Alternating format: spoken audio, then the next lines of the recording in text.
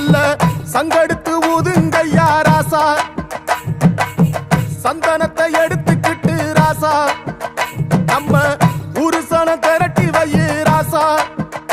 அந்த ஒத்தையடி பாதையில அவன் ஓடி வரான் காள மாட, அங்க உச்சி பானை ஒசரத்துல அவன் ஆடி வரான் காள மாட. கொம்பு ரெண்டு குறு குறுக்க, கண்ணு ரெண்டு தீ பிடிக்க, நாலு காலு பாய்ச்சலில பாடி வரான் காள மாட. கொம்பு ரெண்டு குறு